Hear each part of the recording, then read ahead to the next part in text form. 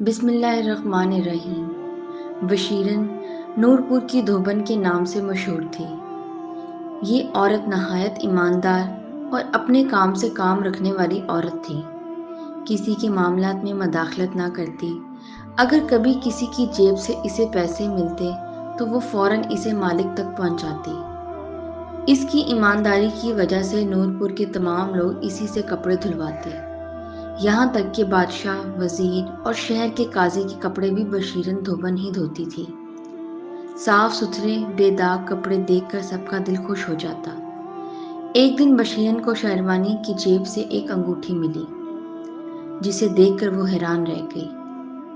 الٹ پلٹ کر کے دیکھا، ایسی چوکا چوند انگوٹھی جس میں قیمتی ہیرا لگا ہوا تھا، اس نے اپنی زندگی میں کبھی نہیں دیکھی تھی۔ جلدی سے شیروانی کی نشانی دیکھی تو معلوم ہوا کہ یہ وزیر اکبر علی کی شیروانی ہے۔ اس نے دل میں سوچا کہ جیسے ہی کپڑے سوکھیں گے وہ سب سے پہلے اکبر علی کے کپڑے اس انگوٹھی سمیت واپس کر کے آئے گی۔ انگوٹھی کو دوپٹے کے پلو میں باندھ کر وہ گھر کی طرف چل دی۔ گھر پہنچی تو اسے پتا چلا کہ اس کی اکلوتی بیٹی کو تیز بخار ہے۔ اسی وقت دوڑ کر اسے کھلا پلا کر دوا دی، پھر ماتھے پر پٹی رکھ رکھ کر بخار کم کرنے کی کوشش کرتی رہی۔ آخر تھکن سے چور ہو کر بیٹی کے سرانے ہی سو گئی۔ آنکھ کھلی تو دیکھا آدھی رات ہو گئی۔ بیٹی کی فکر میں انگوٹھی کی جانب اس کا ذہن ہٹ گیا اور وہ بھول گئی۔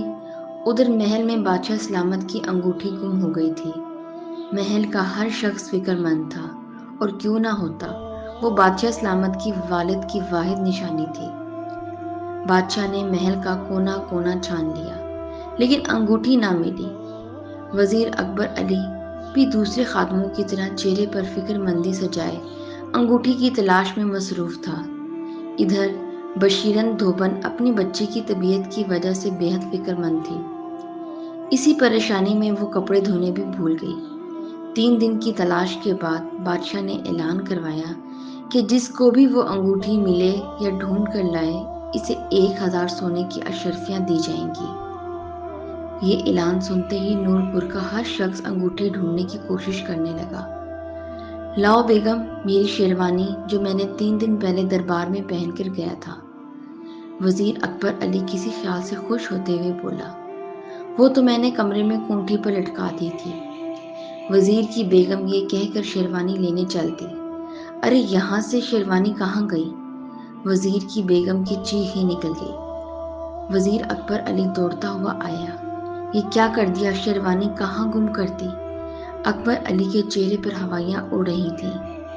اسی دوران وزیر کی بہن آ گئی اور وزیر اکبر علی سے بولی، بھائی وہ تو میں نے دھوبن کو پرسوں ہی دے دی تھی۔ یہ سن کر اکبر علی کی آواز حلق میں گھٹ گئی، کیونکہ بادشاہ کی انگوٹھی چرانے کا ماجرا اس کے علاوہ صرف اس کی بیوی کو معلوم تھا، اور چونکہ بہن اس بات سے بے خبر تھی لہٰذا اس نے نہ بتانے میں ہی عافیت جانی۔ بہن کے جاتے ہی اکبر غصے اور پریشانی سے ہاتھ ملنے لگا، کیونکہ وہ جانتا تھا کہ نورپور کی دھوبن بہت ایماندار ہے۔ اگر اس نے اعلان سن کر وہ انگوٹھی دربار میں بادشاہ سلامت کو پیش کر دی تو بادشاہ میری گردن اڑا دے گا، کیونکہ یہ انگوٹھی وزیر اکبر علی کی شیروانی سے برآمد ہوئی تھی، اور یہ بات دھوبن سچ سچ بتا دے گی۔ اکبر علی جانتا تھا کہ بادشاہ سلامت کی یہ انگوٹھی ان کے والد کی نشانی ہے، اور یہ انہیں جان سے زیادہ عزیز ہے، لہٰذا اسے پانے کے لیے بادشاہ بڑے سے بڑا انعام دینے سے گریز نہیں کرے گا۔ انعام کی لالچ میں اور بادشاہ کی نظروں میں سرخرو ہونے کے لیے اکبر علی نے یہ انگوٹھی چرائی تھی۔ اسے نہیں معلوم تھا کہ سب تدبیریں الٹی ہو جائیں گی۔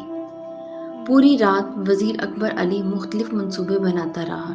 آخر ایک منصوبہ اسے بہتر لگا کہ دھوبن کو جھوٹا ثابت کر کے اس پر چوری کا الزام لگایا جائے تو وہ یقیناً بچ جائے گا۔ یہ سوچ کر وہ اطمینان سے سونے کے لیے لیٹ گیا۔ بشیرن دھوبن کی بیٹی کی طبیعت زیادہ خراب ہوئی تو وہ صبح ہوتے ہی اسے طبیب کے پاس لے کر پہنچی۔ ارے جسے بادشاہ کی انگوٹھی مل جائے گی اس کے تو بھاگ ہی جاگ جائیں گے، نہ جانے نورپور کا وہ کون خوش قسمت انسان ہوگا۔ قریب بیٹھی عورتوں کی گفتگو سن کر دھوبن چونکی اور اسے وزیر اکبر علی کی وہ انگوٹھی یاد آ گئی۔ انہی عورتوں سے دھوبن کو بادشاہ کی انگوٹھی کی ساری بات پتہ چل گئی۔ دوا لینے کے بعد جلدی جلدی گھر پہنچی، دوپٹے کا آنچل کھول کر انگوٹھی دیکھی اور وزیر اکبر علی کی اس حرکت کو سمجھتے ہوئے افسوس کرنے لگی۔ وزیر اکبر علی نے اپنے منصوبے کو عملی جامہ پہنانے کے لیے سب سے پہلے اپنی بہن کو دوسرے گاؤں بھجوا دیا تاکہ وہ اس کا راز نہ جان سکے۔ ادھر دھوبن سیدھی بادشاہ سلامت کے دربار پہنچی، کیونکہ وہ جانتی تھی کہ وزیر اکبر علی اسی وقت دربار میں ہوگا۔ بادشاہ سلامت نور پور کی دھوبن دربار میں آنے کی اجازت چاہتی ہے۔ خادم خاص نے آ کر بادشاہ سلامت سے اجازت چاہی۔ دربار میں دھوبن کے نام سن کر وزیر سٹپٹا گیا۔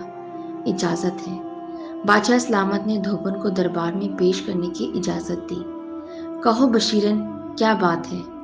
بادشاہ سلامت نے دھوبن کو دربار میں مخاطب کیا۔ عالی جاہ، گستاخی معاف، میں آپ سے نہیں وزیر اکبر علی سے ملنے آئی ہوں۔ ان کی ایک امانت لوٹانی ہے، دھوبن نے نہایت عاجزانہ انداز میں کہا۔ اگر آپ کی اجازت ہو تو میں ان کی یہ شیروانی اور یہ انگوٹھی واپس کرنا چاہوں گی، جو ان کی شیروانی کی جیب سے نکلی تھی۔ دھوبن نے دونوں چیزیں بادشاہ سلامت کے آگے کر دیں۔ بادشاہ اپنی انگوٹھی دھوبن کے ہاتھ میں دے کر اٹھ کھڑا ہوا۔ ادھر وزیر اکبر علی کے پسینے چھوٹ گئے۔ یہ میری انگوٹھی نہیں، یہ تو بادشاہ سلامت کی ہے، تمہارے پاس کہاں سے آئی؟ یہ یقیناً تم نے ہی چرائی تھی اور اب مجھ پر تہمت لگانے آ گئی۔ وزیر نے نہایت مکاری سے دھوبن پر الزام لگایا۔ بادشاہ سلامت دھوبن کو دیکھنے لگا۔ دھوبن کو وزیر اکبر علی سے یہ توقع نہیں تھی، لیکن وہ بھی نہایت سمجھدار تھی۔ فوراً عرض کی، عالی جاہ، اگر میں یہ انگوٹھی چراتی تو پھر یہاں واپس کرنے کیوں آتی؟ یہ تو مجھے اکبر علی کی شیروانی کی جیب سے ملی ہے، اور مجھ غریب کا محل سے کیا تعلق جب میں یہاں آ کر چیزیں چراؤں؟ بادشاہ سلامت، یہ دھوبن جھوٹ بول رہی ہے اور سراسر بہتان لگا رہی ہے۔ وزیر اکبر علی اتنے کڑوے سچ کو سن کر چیخ پڑا۔ سچ پوچھیں تو دربار میں سب کو دھوبن کے سچ پر یقین تھا، اور بادشاہ سلامت کو بھی دھوبن کی بات میں وزن محسوس ہوا۔ بادشاہ سلامت، میری بیگم نے یہ شیروانی پرسوں دھلنے دی تھی، اور اس انگوٹھی کو غائب ہوئے آج چوتھا دن ہے۔ اگر انگوٹھی میری شیروانی میں سے نکلی ہوتی تو یہ اسی وقت لے آتی۔ یہ دھوبن جھوٹ بول رہی ہے، اس کے دل میں کھوٹ ہے، جبھی اتنے دن تک انگوٹھی اپنے پاس رکھے رہی۔ وزیر اکبر علی نے پینترا بدلا۔